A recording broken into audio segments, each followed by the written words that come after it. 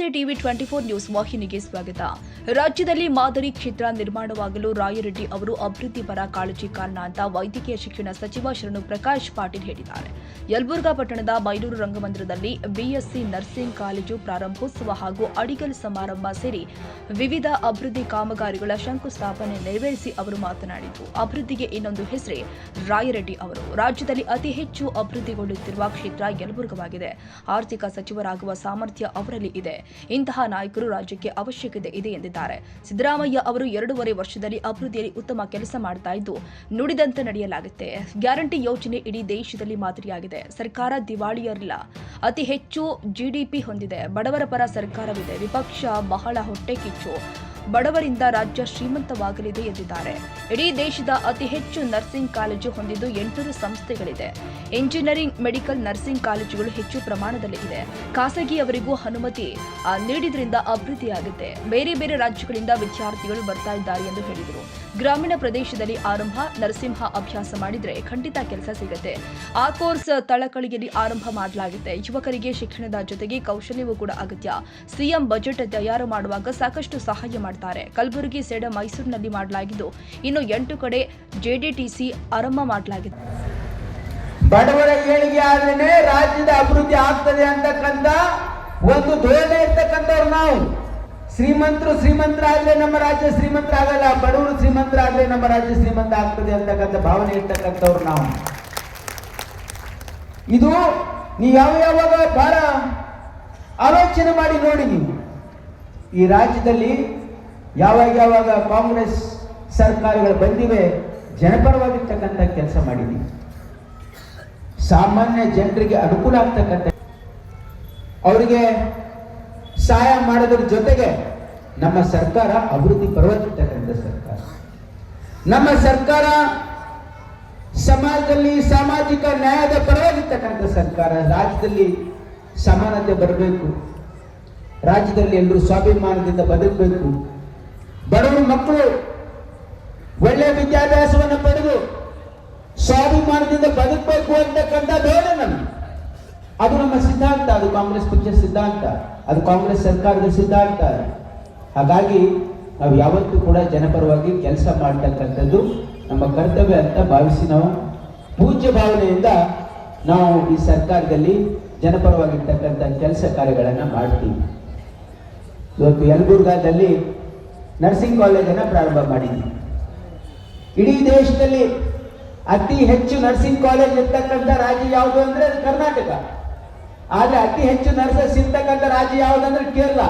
ಆದ್ರೆ ಕೇರಳದವ್ರು ನಮ್ಮ ಹತ್ರ ಬಂದು ಓದ್ತಾರೆ. ಯಾಕಂದ್ರೆ ಅವ್ರ ಹತ್ರ ಅಷ್ಟು ಕಾಲೇಜ್ ಇಲ್ಲ. ನಮ್ಮ ಹತ್ರ 800 ನರ್ಸಿಂಗ್ BSc ಕಾಲೇಜ್ಗಳಿವೆ, 600 BSc ಡಿಪ್ಲೊಮಾ ನರ್ಸಿಂಗ್ ಕಾಲೇಜ್ಗಳಿವೆ. ನಮ್ಮ ರಾಜ್ಯ ಬಹಳ ಪ್ರಗತಿ ಪರವಾಗಿರ್ತಕ್ಕಂಥ ರಾಜ್ಯ. ಯಾಕಾಯ್ತು ಅಂತಂದ್ರೆ 50ರ 60ರ 70ರ ದಶಕದಲ್ಲಿ ನಮ್ಮ ನಾಯಕರು, ಈ ರಾಜ್ಯವನ್ನು ಆಳಿರ್ತಕ್ಕಂಥ ನಾಯಕರು, ಅವರ ದೂರದೃಷ್ಟಿ.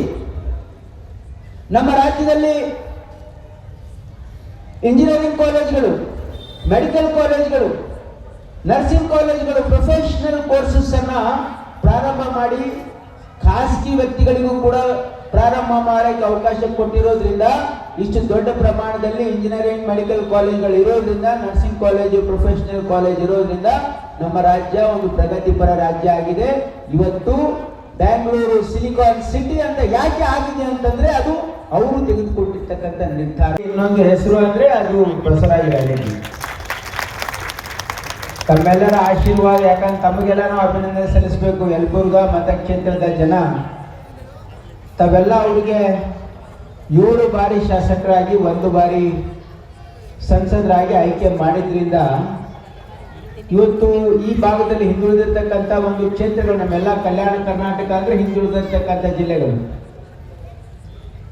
ಯಲಬುರ್ಗಾ ಮತಕ್ಷೇತ್ರ ಇಡೀ ನಮ್ಮ ಕರ್ನಾಟಕ ರಾಜ್ಯದಲ್ಲಿ ಒಂದು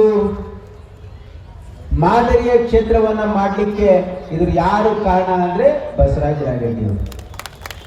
ಅವರ ದೂರದೃಷ್ಟಿ, ಅವರ ಪರಿಶ್ರಮ, ಅವರ ಬದ್ಧತೆ ಮತ್ತು ಅಭಿವೃದ್ಧಿ ಪರವಾಗಿರ್ತಕ್ಕಂಥ ಅವರ ನಿಲುವು ಇವತ್ತು ಯಲಬುರ್ಗಾ ಮತಕ್ಷೇತ್ರದಲ್ಲಿರ್ತಕ್ಕಂಥ ಹಾಸ್ಟೆಲ್ಗಳಾಗಿರ್ಬೋದು, ಶಾಲಾ ಕಾಲೇಜುಗಳಾಗಿರ್ಬೋದು ಮತ್ತು ಎಲ್ಲ ಅಭಿವೃದ್ಧಿ ಕೆಲಸಗಳು ಬೇರೆ ಮತಕ್ಷೇತ್ರಕ್ಕೆ ಹೋಲಿಸಿದ್ರೆ ನನ್ನ ಒಂದು ಅಂದಾಜ ಪ್ರಕಾರ ಇವತ್ತು Yelburga is one of the most developed, ಅಂದರೆ ಇಷ್ಟೊಂದು ಜಾಸ್ತಿ ಕೆಲಸ ಆಗಿರ್ತಕ್ಕಂಥ ಒಂದು ಮತಕ್ಷೇತ್ರ ಮಾಡಿದ್ದಾರೆ. ಅವರು ಭಾಳ ಬುದ್ಧಿವಂತರಿದ್ದಾರೆ, ಅವರು ಆರ್ಥಿಕ ಸಲಹೆಗಾರಿದ್ದಾರೆ. ಮಾನ್ಯ ಮುಖ್ಯಮಂತ್ರಿಗಳಿಗೆ ಆರ್ಥಿಕ ಮಂತ್ರಿ ಆಗೋಷ್ಟೇ ಯೋಗ್ಯತೆ ಇರ್ತಕ್ಕಂಥವ್ರು ಅವರು. ಈ ಟು ಬಿ ಫೈನಾನ್ಸ್ ಮಿನಿಸ್ಟರ್, ಯಾಕಂದರೆ ಅಷ್ಟೊಂದು ಪರಿಣಿತಿ ಇದೆ, ಅಷ್ಟೊಂದು ಸ್ಟಡಿ ಇದೆ, ಅಷ್ಟೊಂದು ಆಸಕ್ತಿ ಇದೆ ಮತ್ತು ಸಾರ್ವಜನಿಕ ಹಿತಾಸಕ್ತಿಯಿಂದ ಎಲ್ಲ ತಿಳಿದುಕೊಂಡು ತನ್ನ ಮತಕ್ಷೇತ್ರಕ್ಕೆ ವಿವಿಧ ಇಲಾಖೆಯಲ್ಲಿ ಹುಡುಕಿ ಯಾವ್ಯಾವ ನಾವು ಇಲ್ಲಿ ಮಾಡ್ಬೋದು ಅಂತಕ್ಕಂಥದ್ದು ಆಸಕ್ತಿಯಿಂದ ಮಾಡಿದ್ದಾರೆ. ಯಾಕಂದರೆ ಅವರು ಜನಪರವಾಗಿರ್ತಕ್ಕಂಥ ನಿಲುವು. ಅದಕ್ಕಾಗಿ ತಾವೆಲ್ಲ ಏನು ಬಸವರಾಜ ರಾಯರೆಡ್ಡಿ ಅವರಿಗೆ ಈ ಒಂದು ಬೆಂಬಲ ಆಶೀರ್ವಾದ ಕೊಡ್ಕೊಂಡು ಬಂದಿದ್ದೀರಿ, ತಮ್ಮೆಲ್ಲರಿಗೂ ನಾನು ನಮಸ್ಕಾರಗಳನ್ನು ಹೇಳ್ತೀನಿ. ಯಾಕಂದರೆ ಭಾಳ ದೊಡ್ಡ ಒಬ್ಬ ನಾಯಕನನ್ನು ಹುಟ್ಟಾಕಿದ್ದೀರಿ ನೀವು. ಮುಂದೆನೂ ಕೂಡ ತಮ್ಮ ಆಶೀರ್ವಾದ ಸದಾ ಅವ್ರ ಮೇಲೆ ಇರಲಿ. ಯಾಕಂದರೆ ಇಂಥ ನಾಯಕರು ನಮ್ಮ ರಾಜ್ಯಕ್ಕೆ ಅವಶ್ಯಕತೆ ಇದೆ. ಇವತ್ತು ನಾವು ಬೇರೆ ಬೇರೆ ಪಾರ್ಟಿಯವರಿಗೆ ಕ್ರಿಟಿಸೈಸ್ ಮಾಡೋಕ್ಕೆ ಹೋಗೋದಿಲ್ಲ, ಆದರೆ ಇವತ್ತು ನಮ್ಮ ವಿಧಾನಸಭೆಯಲ್ಲಿ ಶಾಸಕರ ಗುಣಮಟ್ಟ ಕುಸಿತ ಇದೆ ಅಂತಕ್ಕಂಥ ಆತಂಕ ಇದೆ ನಮಗೆ. ಅದಕ್ಕೆ ಬದ್ಧತೆ ಇರ್ತಕ್ಕಂಥವ್ರು, ಪರಿಣಿತ ಇರ್ತಕ್ಕಂಥವ್ರು, ಜನಪರ ಕಾಳಜಿ ಇರ್ತಕ್ಕಂಥ ನಾಯಕರು ವಿಧಾನಸಭೆಗೆ ಹೋದರೆ ಜನರ ಕೆಲಸ, ಬಡವ್ರ ಕೆಲಸ ಆಗ್ತದೆ ಅಂತಕ್ಕಂಥ ಭಾವನೆಯಿಂದ ಈ ಮಾತನ್ನು ಹೇಳ್ತಾ ಇದ್ದೀನಿ. ನಾನು ಯಾವ ರಾಜಕೀಯ ಉದ್ದೇಶದಿಂದ ಅಲ್ಲ. ಒಟ್ಟಾರೆಯಾಗಿ ರಾಜ್ಯ ಸರ್ಕಾರ ಉತ್ತಮ ಕೆಲಸ ಮಾಡಲಾಗಿದೆ ಎಂದಿದ್ದಾರೆ ಮುಖ್ಯಮಂತ್ರಿ ಆರ್ಥಿಕ ಸಲಹೆಗಾರ ಶಾಸಕ ಬಸವರಾಜ ರಾಯರೆಡ್ಡಿ. ಜಿಲ್ಲಾಧಿಕಾರಿ ಡಾಕ್ಟರ್ ಸುರೇಶ್ ಶಿಟ್ನಾಳ್, ವಿವಿಧ ಜಿಲ್ಲಾ ಹಾಗೂ ತಾಲೂಕು ಅಧಿಕಾರಿಗಳು ಮತ್ತು ಕಾಂಗ್ರೆಸ್ ಕಾರ್ಯಕರ್ತರು ಪಾಲ್ಗೊಂಡಿದ್ದರು. Doddabasappa Hakari, Koppal, Yelburga, TV 24 news. ಕನ್ನಡಿಗರ ಮೆಚ್ಚಿನ ನಿಮ್ಮ ಟಿವಿ 24 ಕನ್ನಡ ನ್ಯೂಸ್ ವಾಹಿನಿ ಇದೀಗ ಟಿವಿಯಲ್ಲಿ ಲಭ್ಯ.